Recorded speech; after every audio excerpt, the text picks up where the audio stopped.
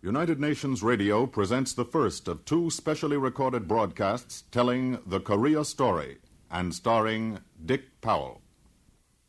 Those who have made it possible for us to bring you the Korea story come from 21 countries. They number well over 1 million men. But first, the Secretary General of the United Nations, Mr. Dag Hammarskjöld. The whole world is thankful that negotiations at Panmunjom have brought the fighting in Korea to an end by the signature of an armistice agreement. The United Nations Secretariat joins me in paying tribute to the men and women of many lands who have risked or given their lives in the defense of the principles of the Charter. The United Nations will devote the best of its endeavors to the great tasks of reconciliation and rehabilitation that lie ahead. Now to tell the Korea story, here is Dick Powell. If a program can ever be dedicated, this one can. To the memory and sacrifice of the countless men and women at the front and behind the lines who have given their lives, we dedicate this broadcast. This evening, everyone has the right to know how this war began, how it was waged, and how it was stopped. United Nations Radio tonight takes inventory of its files, documents, archives, and recordings, covering more than 1,000 days of bloodshed and peacemaking. Chapter 1 of the Korea story.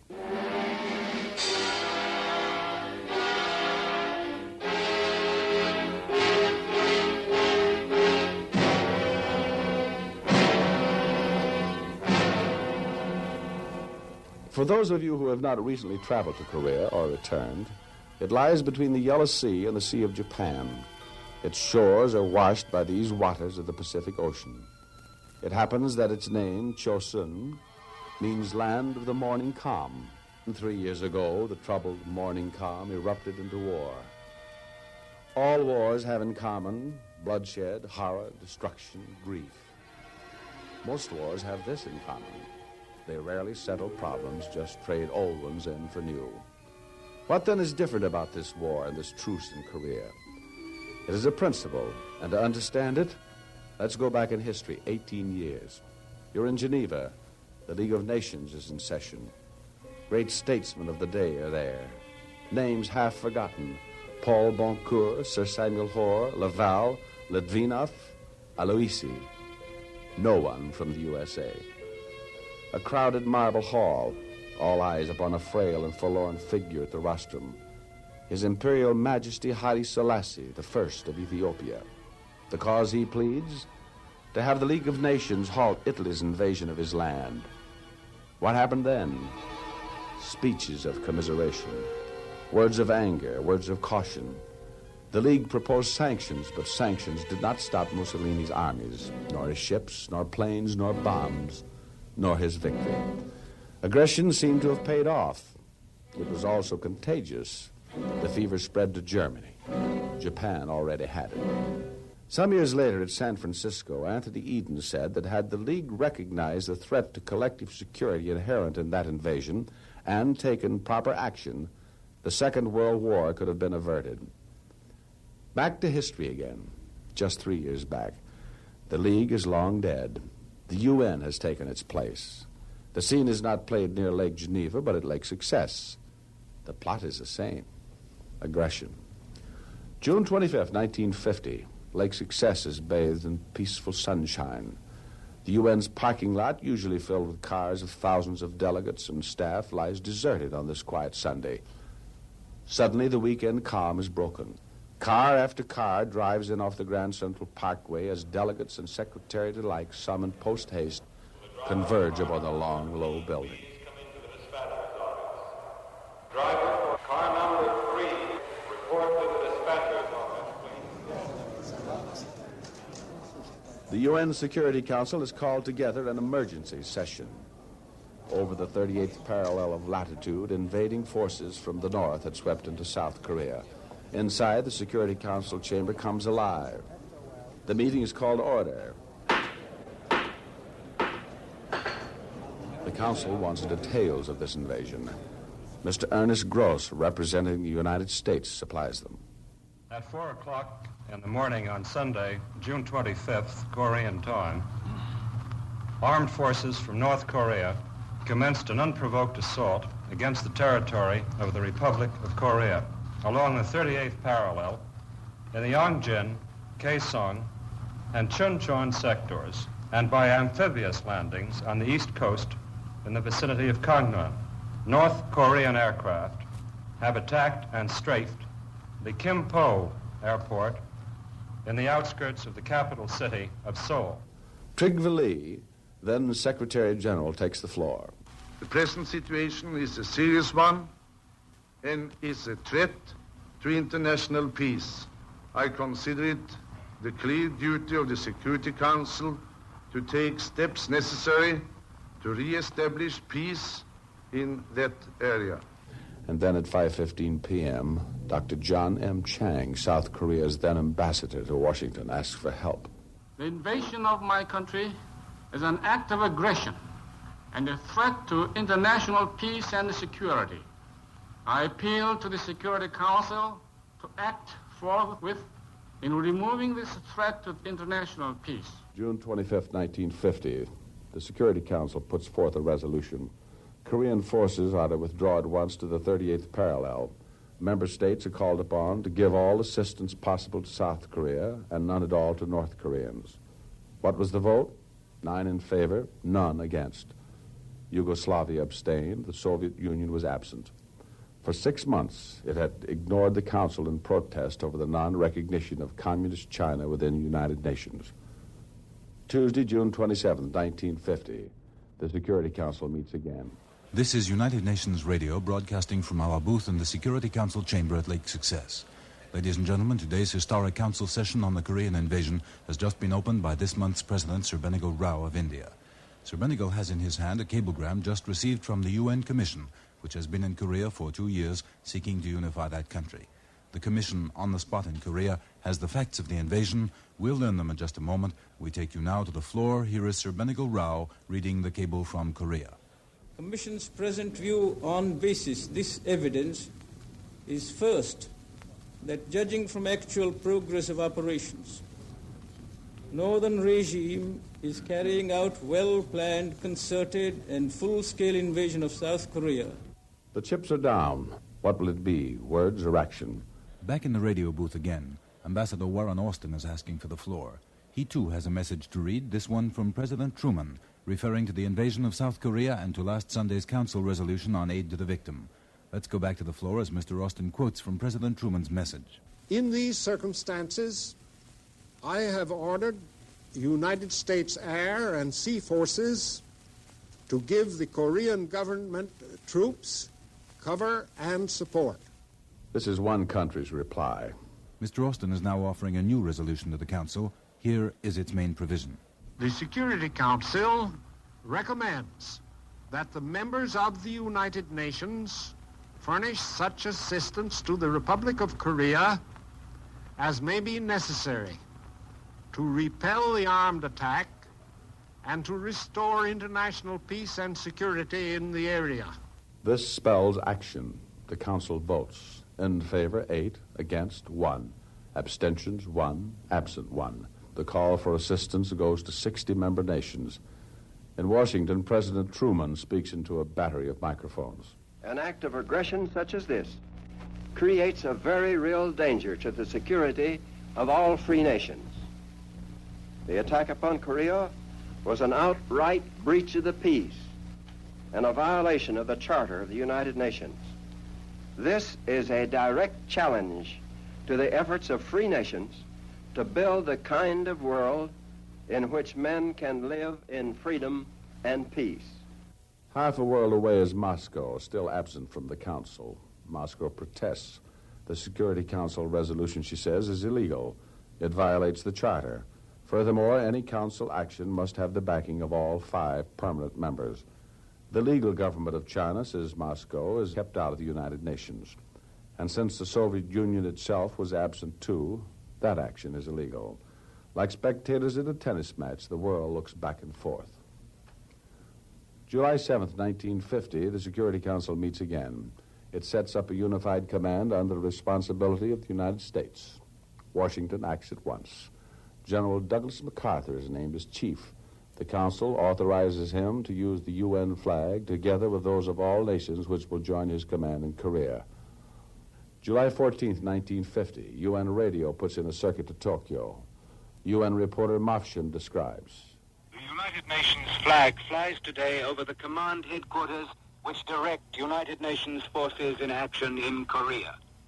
We stood today on the roof of the headquarters building, a crowd of us in the Tokyo sunshine, as General MacArthur looked up to the silken blue flag, and then the United Nations commander spoke these words.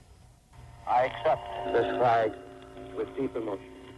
It symbolizes one of the greatest efforts man has ever made to free himself. The Far East Command will do its best to uphold this noblest of ideals.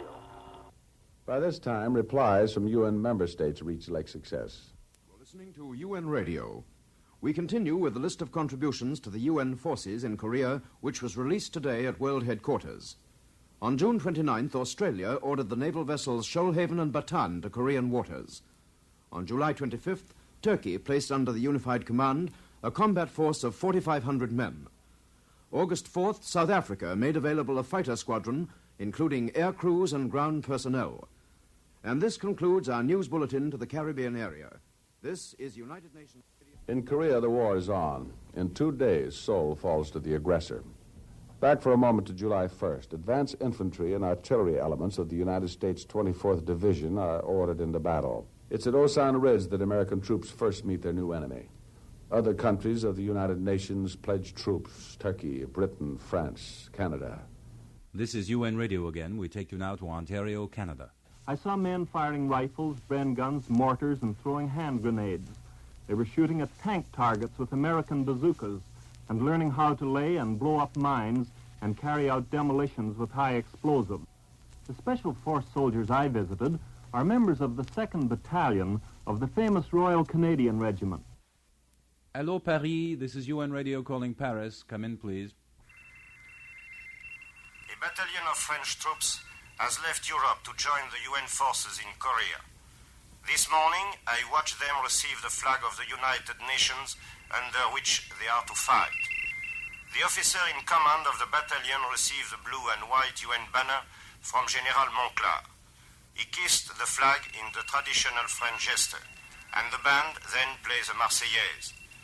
With the brief ceremony thus completed, the men marched off, detachment by detachment, in sinuous lines that vanished into the morning mist. An Australian fighter squadron has been operating since the earliest days of the war. A British brigade arrives in Korea in August.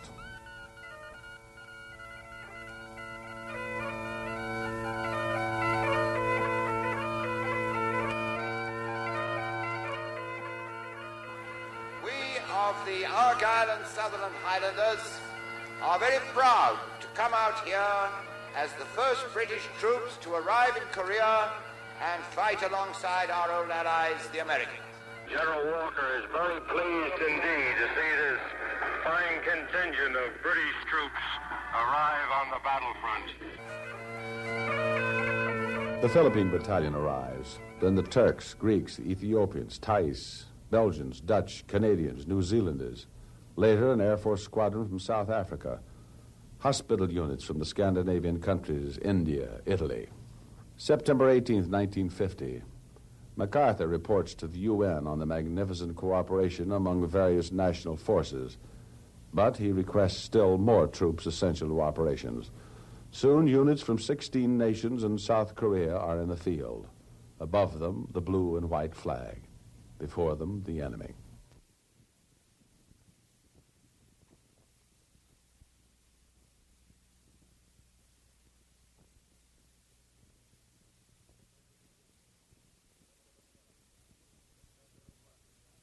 September 20th, 1950.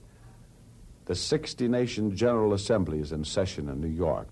And while that session takes place, electrifying news comes from overseas. Here's a report direct from the flagship of the United Nations invasion fleet off Incheon.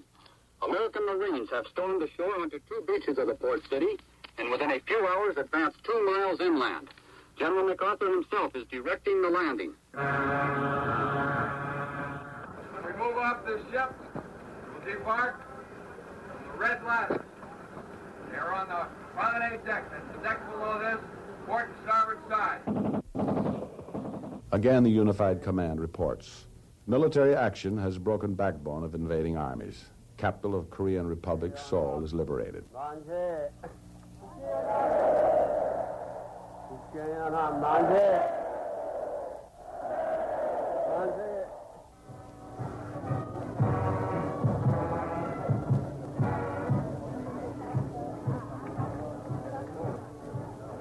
The people of Seoul welcome UN troops. Transportation facilities are quickly restored as forces move up north.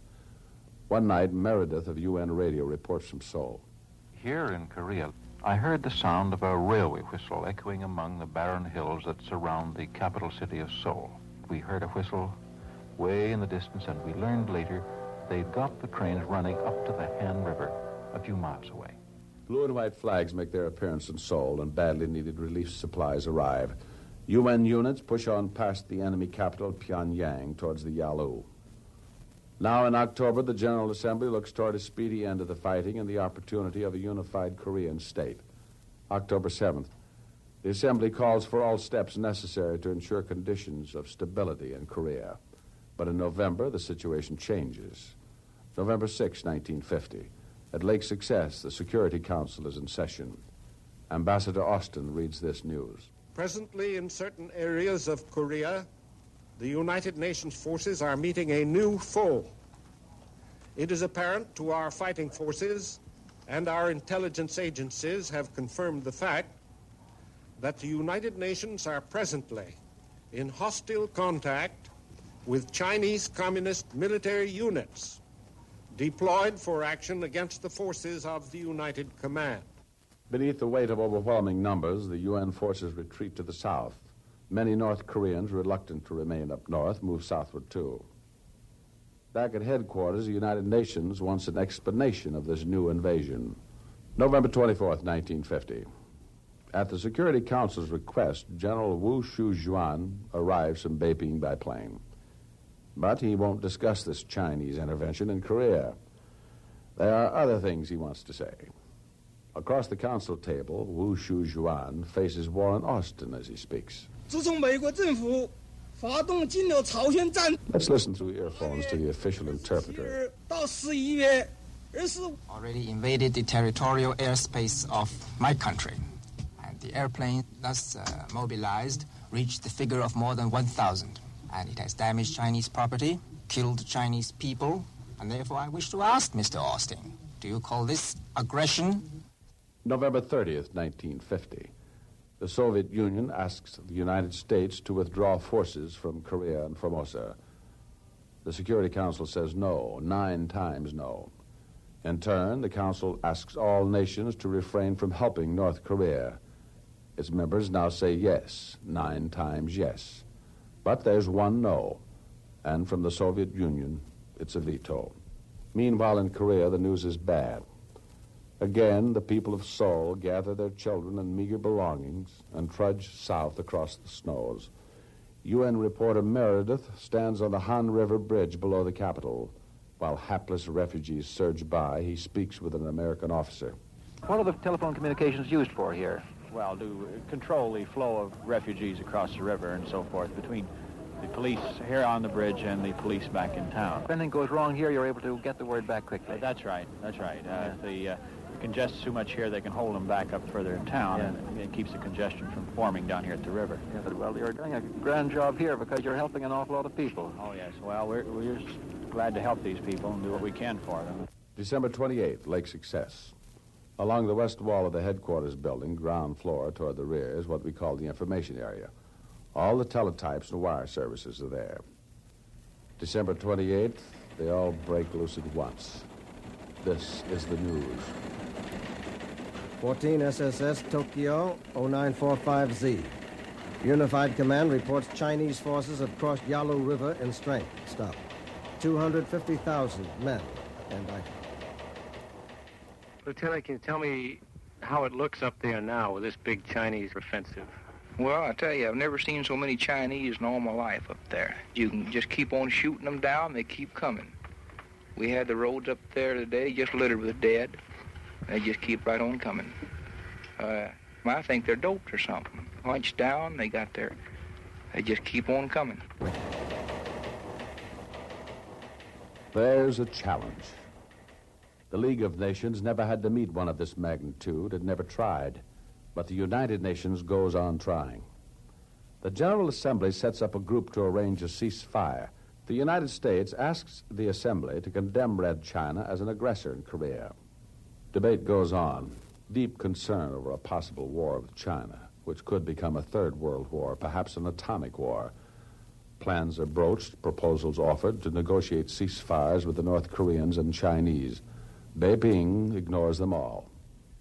We're in the Assembly now. This is Sir Gladwin Jebb. The United States is bearing the major part of the burden of asserting the rule of law. Our forces are fighting alongside yours. You may be certain that in fair or foul weather, where the stars and stripes fly in Korea, the British flag will fly beside them. February 1st, 1951. Words and patience then run out. The United Nations once more does what the League had never done. By a vote of 44-7 with 9 abstentions, the General Assembly condemns the People's Republic of China as an aggressor, considers additional measures to prosecute the war, and calls for more assistance for this cause. Further pledges of Korea aid come into Lake Success from Israel, Liberia, India, Pakistan, the Philippines. Everything from a field hospital from Italy to 40,000 tons of rice from Thailand. And from Denmark. Denmark is ready to deliver her principal contribution to the United Nations cause in Korea. And just a short while, the hospital ship Jutlandia will leave the port of Copenhagen. Handkerchiefs are waving, and now it's goodbye, Jutlandia, and good luck.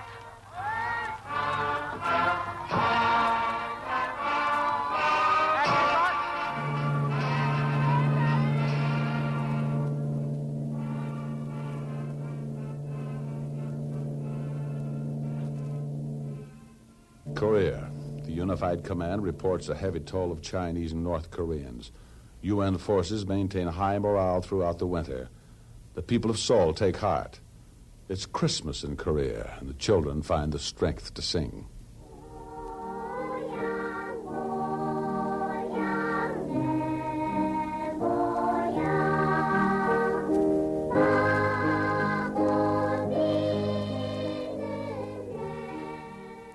It is April now, and General Matthew Ridgway takes over the Unified Command.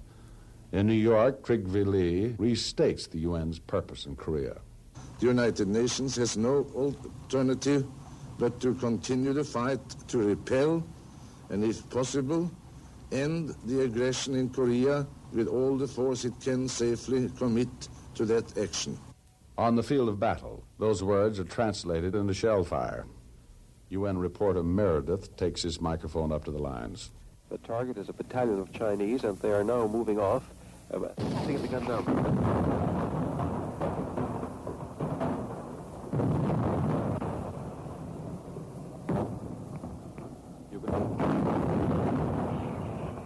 You can feel the whole earth shake here, and you can hear the sounds echoing amongst the hills from one mountaintop to another. And now I can hear the sounds of the shells falling, coming back as a series of dull crumps.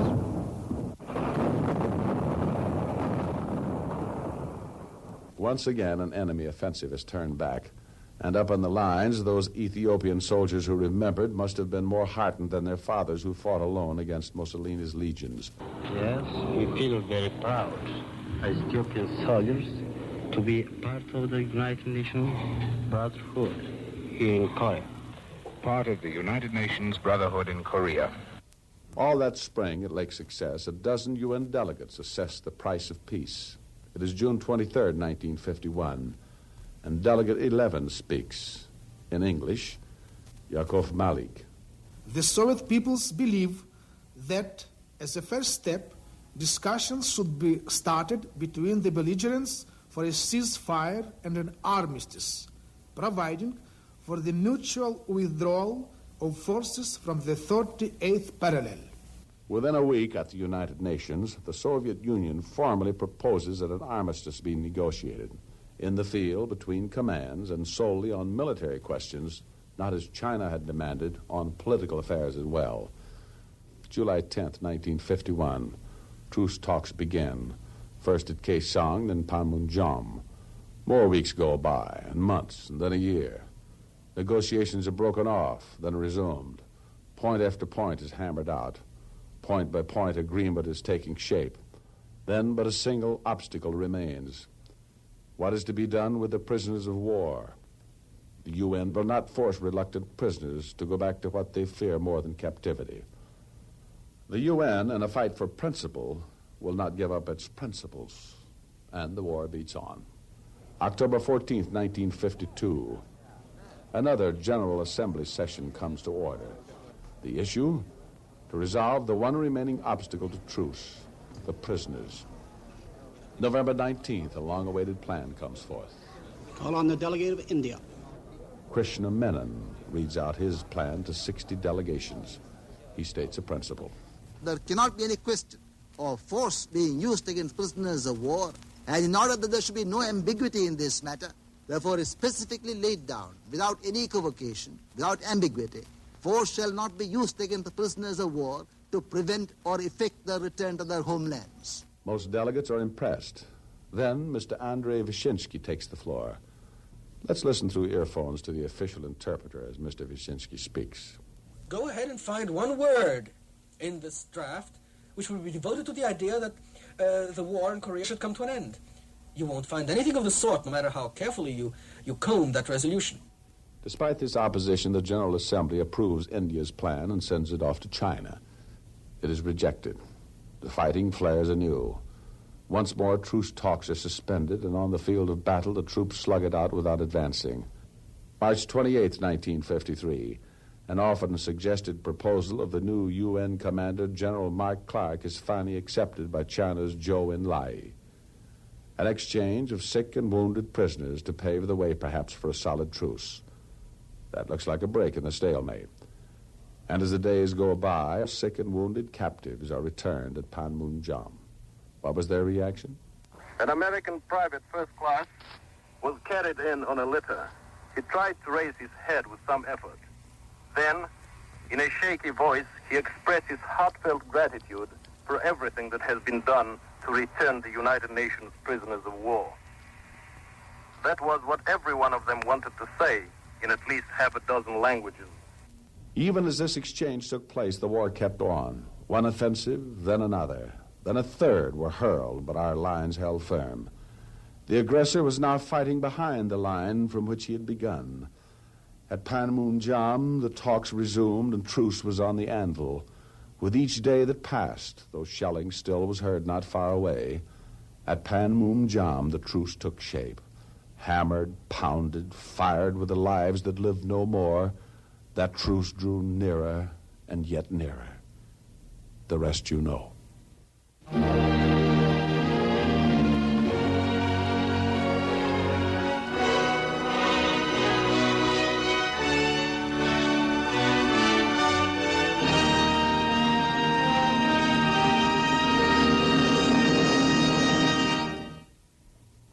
We've come a long way since the days when Ethiopia appealed in vain to a League of Nations. Today, a call for help is not ignored in a world of United Nations. The UN's power is not that of the sword alone. Its strength lies in the hearts of those who love peace, and in the mediation which it can exercise in the name of 2 billion men.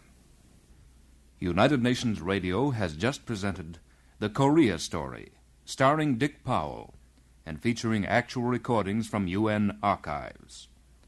Irving Berenson wrote the text. The entire recorded production by Gerald Keane of United Nations Radio presents The Quiet War, starring Miss Helen Hayes. This is the second of 2 specially recorded broadcasts telling the Korea story. Miss Helen Hayes. In Korea there was the war.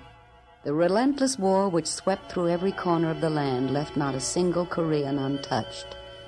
The war raged from Pusan to the Yalu River, from the Yellow Sea to the Sea of Japan. And now there is the land, plowed into deeper furrows by the bombs than by untold centuries of tilling. This precious land must be made to yield again its rice and beans and wheat, despite the ravages of shells. There are the towns. Of many, we should say, there were the towns. Now blackened ruins, they're haunted by men and women wandering from place to place. And then there are the people, indomitable, industrious, optimistic, perplexed. A people who, having lived too long beneath an alien yoke, now long for independence. In Korea, a kaleidoscope of the hungry, the homeless, and the haunted. 20 million people, like bits of colored glass, trying to arrange their disjointed lives into a pattern of order, of life. Let's look at the Korean people one at a time. A first-hand look. Kim, ask the boys, which of them have no parents? It's no mother or father. Which of them are orphans? 요즘 말이지 어머니 아버지 있어? 어머니 아버지 있어. 있어? 어디야? 우리 어머니는 저 타구에 계시지. 참말로? 네. 계세요? 정말요? His home is Daegu. Well, what is he doing here in Seoul?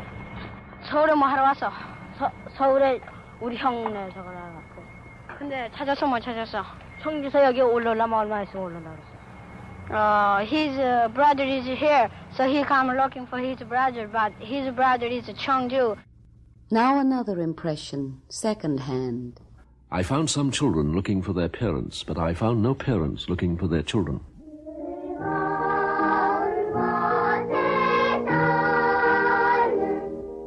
And third, Home Sweet Home, sung by little ones who have no homes. In a kaleidoscope of the hungry, the homeless, and the haunted.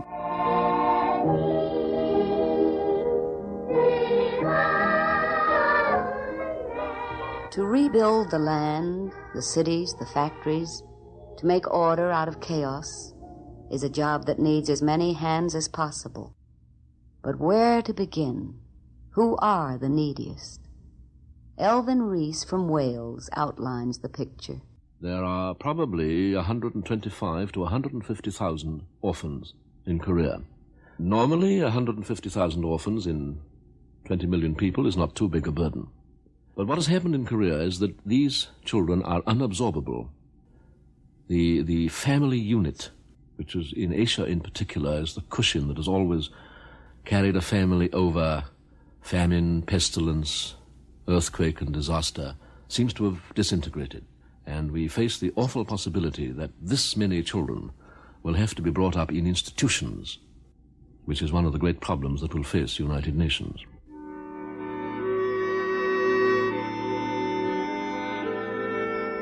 $150,000 orphans. Who looks after them? Who has the time to play mother? First, the United Nations Command.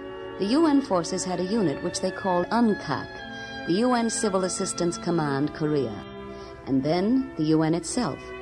It has an agency, we call it UNCRA, the UN Korean Reconstruction Agency. Along with them are people from many lands, from many agencies and private groups. It is they who rescue countless waifs, wandering and untrusting. One cold day in Seoul during the war, reporter Sonny Fox took his microphone into a jeep and went off with Sergeant Krenza of the Civil Assistance Command to meet Kim, a young Korean boy who knew how to find lost children. This is the actual recording of what happened. It's 8 a.m. on a dull fall day in Seoul, Korea. I'm driving in a jeep with Sergeant Krenza, attached to the welfare section of UNCAC here in Seoul. The purpose of our mission is to find some of the orphans, some of the young war refugees who are around Seoul, to convince them to come along with us for processing and then to an orphanage where they'll be cared for, fed, clothed, sent to school. We're going along one of the main thoroughfares of Seoul now. Sergeant Krenzer is keeping an eye open here. The railroad terminal now is up ahead of us at the head of the street down which we are now riding. We're at the railroad terminal. Sergeant Krenzer and I are walking out now to the waiting room, to the rail transportation office itself. Good morning. Is Kim here? Yeah, we want to pick up two of the orphans here. Here comes a young boy in a pair of GI coveralls, How are you this morning, Kim? Fine, Sergeant. Okay, look, I've come down to pick up a few more of your orphans. If you got any, would you help me find a few? Okay, Sergeant. I see Kim had put on a field jacket. Well, now, Kim, where are you taking us now? Down the yard. We're walking through the rubble of some buildings that are just off the railroad marshalling yards in Seoul. And right before us, we see a group of young boys. One of them's running away. The others are staying. Two of them are running away. Morning. Morning. How are you, fellas? How are you this morning? Say, what are you eating over there, huh? Well, hey, that looks like apple peelings, huh? Orange peelings. There are 5 young boys sitting around. One of them is eating some peelings off from a dirty bag with a spoon. And Kim has just brought back one of the boys who ran away. Kim, ask the boys, which of them have no parents? It's no mother or father. Which of them are orphans? 너희들 말이지 어머니 아버지 있어? 어머니 아버지 있어. 있어? 어디야? 우리 어머니는 저 타구에 계세요. 참말로? 계세요? 정말로? His home is Daegu. Well, what is he doing here in Seoul? 서울에 뭐 하러 왔어? 서울에 우리 형네 저거 나갔고. 근데 찾았어 못 찾았어? 청주서 여기 올라오려면 얼마 있으면 올라오라 그랬어. His brother is here, so he come looking for his brother, but his brother is Cheongju.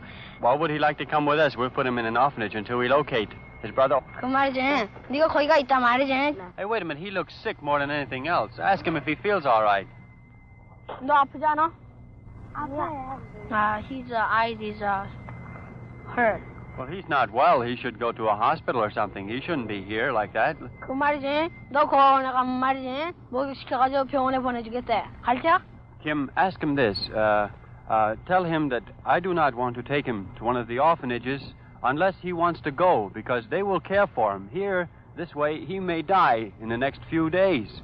The way he's living, he will be taken care of. Look at those clothes he has on. At least he'll get clean clothes and he'll get some place to sleep and blankets and some food. And his eyes will be taken care of also. All right, well, let's go. Kim, while we're walking back, I want to ask you, why do you work so hard at trying to get these boys to go with the sergeant? I think it's good he's going to orphanage. Do you think that the orphanages are doing a good job for these boys? Sure.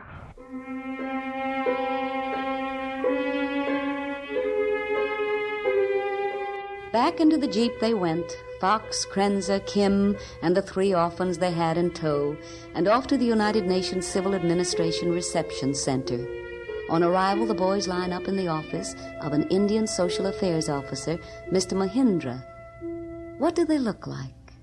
One boy is about 4.5 feet tall, close-cropped head. He's wearing some kind of a cloth jacket, baggy, looks like cut-down GI fatigues, an undershirt, no shoes. The boy in the center is the shortest and youngest one of the group, as I would judge. His hair is close-cropped, his face is incredibly dirty. He's wearing a filthy shirt. Around his neck is tied a small bag in which he, I suppose, put whatever scraps of food he was able to get. The third boy is the tallest of the group. His face is slightly cleaner. He is wearing no shoes. These are the 3 orphans as they stand here at 8:30 in the morning in the office of the Social Welfare Group here working with UNCAC in Seoul. UNCAC, the UN Civil Assistance Command, Korea. Mr. Mahindra has a few questions. What's your name? I'm asking what's his name. 내 이름 뭐냐? 길수요. 김길수? 성은? 저거요. 조길수. 최종화요. 최정화. 심현택. 심현택. How old are they? 너 12살 알고 있지? 12살이요. 12살. 또 12살? 네. 12살 그랬지? 12 years? 열 몇 살? 12 years, 13 years old. Yeah, Mr. Chang asked who was giving them the food every day. 그럼 너 밥은 어떻게 입대가지 얻어 먹고 왔니? 안 얻어먹었어요. 응? 누가 주면 먹고요. 그냥 땅에서 주워 먹고요. They couldn't get to any food, so for unless they get some food from somebody. When is the last time they had good meal? 밥은 언제 먹어봤니? 밥은 먹은 지 한 오래돼요. He got the breakfast yesterday. That will be the last one.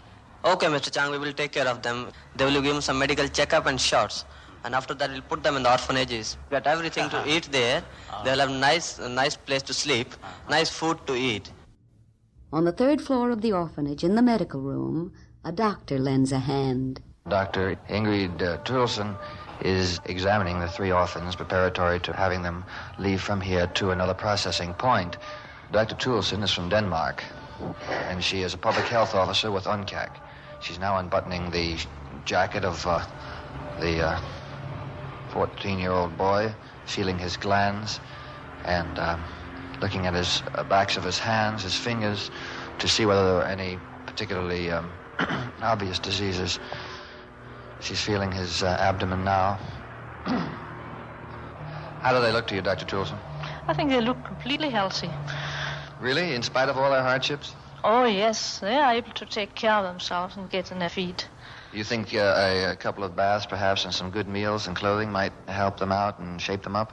I think a bath would help them extremely.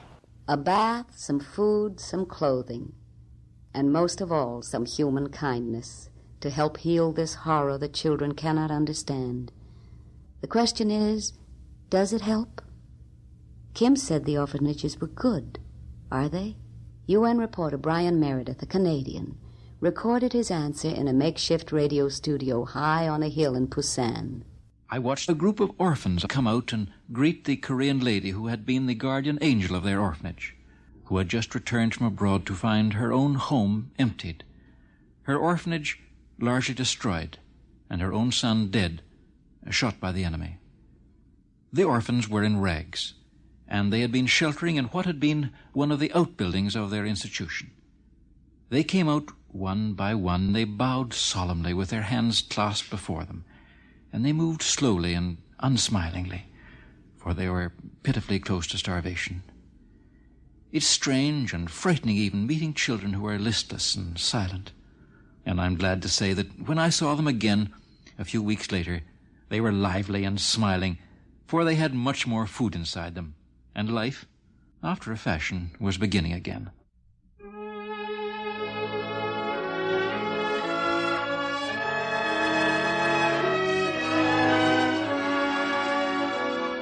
There's a challenge for the world to make their lives begin again. Those children might have been ours, and in a UN sense, they are. In Korea, where war has taken over, disease rides hard on the heels of hunger. Those hospitals and clinics, still intact, are too few to meet the emergency. So the United Nations World Health Organization steps in to attack typhus and smallpox, to wage the quiet war against disease. In Korea, Dr. Faisal El-Ard of Syria talks the way doctors talk, but tells us something we hadn't known. When we first came up there, you see, we tried to figure out how much cases are in a month, say, in typhus or typhoid or smallpox. We were amazed to find out that they had last year in March some 35,000 cases of typhus in a month, something like 15,000 cases of smallpox. So we started a mass immunization program which called for to immunize as many people as possible. And by the end of this program, we succeeded to immunize some 18 million people against typhoid, 16 against typhus, 15 million against smallpox. The result was that this incidence dropped from 35,000 to 57. Dr. Ard, have you found that it's been difficult at all working with all these other nationalities who are members of your UNCAC teams? Oh, no, not at all. You have, for instance, the doctor is Australian. The sanitary engineer is a Greek. The welfare officer is a Scotchman. The supply officer is French. The welfare officer is a Peruvian. It's a kind of the best proof that the people can understand each other if they understand their own problem. And they can understand their own problems better if they can see the plight of others. The United Nations Korean Reconstruction Agency has that job to do.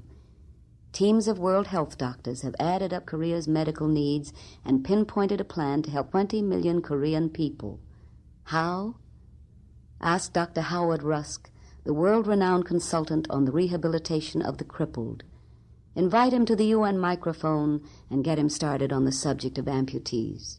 They estimate that there are about 10,000 amputees, rocks from the Army, and another 10 in civilian life. If it's accurate, then that's as many amputees as the United States suffered, Marines, Navy, Army, Air Force in World War II. About 18 months ago, the United States Army set up a small artificial eye and limb unit in a place called Tongnay near Busan. A year ago, they were making 20 legs a month. Now they're making about 125. It's still only a drop in the bucket, and while they have a place to make legs, there's no training for these people, which, being in rehabilitation, I think is just as important as the artificial leg. So I'm sending over from our institute down at New York University, Bellevue, 3 of our top therapists who are leaving next week. A nurse who's especially trained in rehabilitation, an occupational therapist, and a physical therapist. And we are also furnishing certain supplies for them. And I've told my girls, they each are going for a year, that I expect them, each one, to train a minimum of 5 Korean girls to do the basic training needs for these amputees. A few orderly patterns have emerged from our kaleidoscope. Long-range programs for the future health of a country are important if you live to see the day.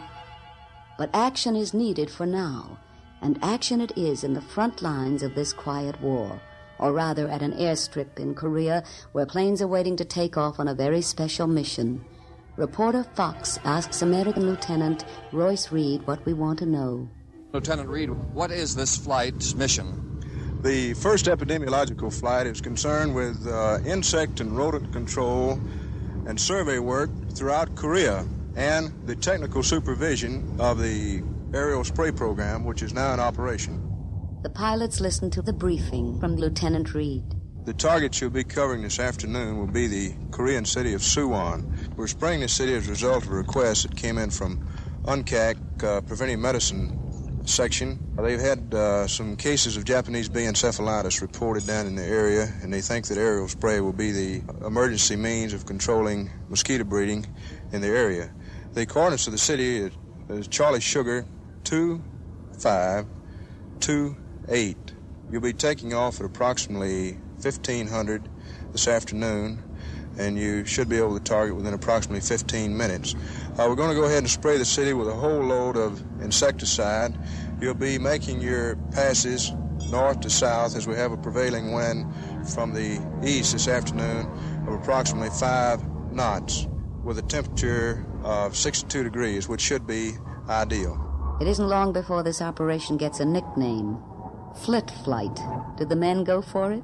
Lieutenant Hale, you operate one of those 2-motored planes, is that right? That's right. About the first time I heard of this program, I walked into squadron operations, and they asked me would I like to go spraying. Well, here I am. It's a lot of fun. It's a very interesting duty, and I think we're doing a lot of good. Lieutenant Hale hails from the USA. Other men from other lands fight the quiet war with him. I'm a doctor from Esbjerg in Denmark. I have the responsibility of supervising a BCG vaccination program against tuberculosis amongst children in Korea, combined with a training program of Korean doctors and nurses in special techniques. John Scully of Glasgow, Scotland speaking. I assist in the rehabilitation of essential services in Korea. We run the garbage trucks for the capital city, supervise insect, rodent, and infectious disease control. Men from many lands are there to help. From UNCRA and UNESCO, Professor Cottrell of Ohio State University, USA, Dr. Benner of the University of Illinois, USA, Monsieur le Professeur Grosbois of France, Mr. Vitaliano Bernardino of the Philippines. These are some of the men who are moving ahead to get Korea's schools in shape again. And then... My name is Gyan Prakash Mohinder. I come from a town in East Punjab, northern part of India. I am welfare officer with UN Civil Affairs Command. My duties are essentially concerned with distribution and supervision of the relief supplies in consultation with local government authorities. The local government authorities have plenty of problems, not the least of which is how to get enough food for the Korean people. The fields, the farms, the paddies which supply the rice are almost all gone. One of the experts assigned to help out is Raymond D. Vickery of the UN Food and Agriculture Organization. Mr. Vickery, how does a country get so close to starvation? First of all, there was a terrific increase in population. About 1.5 million Koreans were brought back from other countries. Up near 1 million people evidently didn't like the communist regime in North Korea, and they fled across the 38th parallel. You never realized before what a privilege it is to just have enough to eat. Mr. Glenn Leet, who has done reconstruction work for the UN from Greece to Korea, starts a story you wish he hadn't begun. Once there was a Korean who wanted to have a big celebration on his 60th birthday, and he was very poor, so he started saving. He didn't eat Monday, and he didn't eat Tuesday or Wednesday or Thursday or Friday, and on Saturday he could have had a wonderful feast, except he died of starvation. It made me realize that the spirit is there, but unless they can have a little food in their stomach, they just can't go on and make the progress or the improvements that are so necessary and so vital.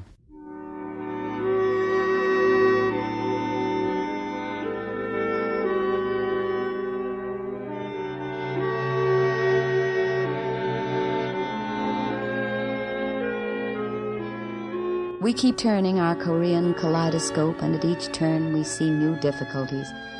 But we also see the pattern of international action. Ask Mr. J. Donald Kingsley, who waged a quiet battle of his own as Agent General in Korea when he organized the UN Reconstruction Agency.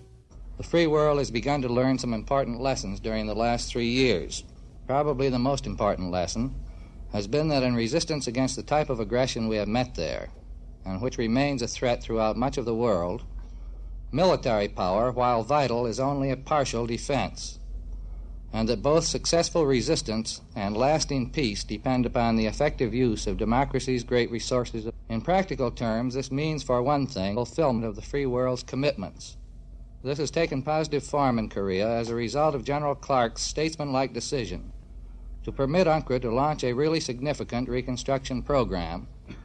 That program is now in high gear, and from personal knowledge I can tell you that it is already having a profound and far-reaching effect on the morale of the Korean people. Who taught a lot on the subject of how to help the helpless, directs the work of UNCRA.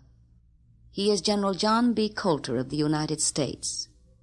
The free world will not be willing to turn its back on the Korean people it has now freed from the threat of tyranny. They have suffered as few people have suffered in all of history. They have been slain, wounded, starved, put to flight, widowed, and orphaned. Their country has suffered damage that staggers the imagination. Despite the intelligence, industry, and patriotism of the Koreans, the task of putting their country back on its feet is impossible of achievement without the help of the free nations and of the men and women of goodwill everywhere. The UN needs no monument in Korea. The graves, the lives, and the work that still goes on are memorial enough, reminder enough to those of short memory. But there is one building that exists in Korea today which can hardly be forgotten by those who have seen it. It is a church built by Army drivers from the 231st Truck Battalion of the United States.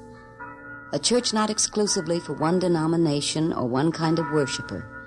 In it, any man can pause and pray or meditate. In the church of the 231st Truck Battalion, the men have reflected on the past, the present, and the future.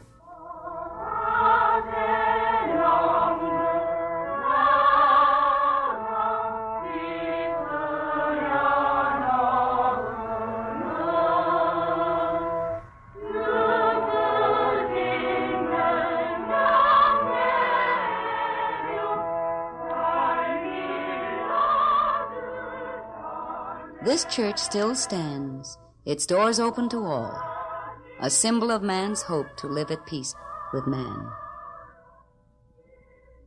Howard Rusk, who spoke to us before, once said, "What happens in Korea depends on you as a world citizen and on those of us who are world veterans. Here are our allies who have given the best of themselves and their country. Anything we give to Korea will not be a gift. It will be a little payment on a debt that we cannot pay in kind, but only in substance." A little payment on a debt that we cannot pay in kind, but only in substance. Which is why the songs, the sounds, and the voices you've been listening to with me should not be forgotten. He didn't eat Monday, and he didn't eat Tuesday, or Wednesday, or Thursday, or Friday, and on Saturday he could have had a wonderful feast, except he died of starvation. The target you'll be covering this afternoon will be the Korean city of Suwon. Doctor is Australian. The sanitary engineer is a Greek. The welfare officer is a Scotchman. The supply officer is French. What's your name? I'm asking what's his name. 이름 뭐냐? 길수요. 김길수? 성은? 저거요. 조길수. 최종아요. I found some children looking for their parents, but I found no parents looking for their children. This is why men from many nations have gathered to help the Korean people, and why the United Nations continues to wage the quiet war.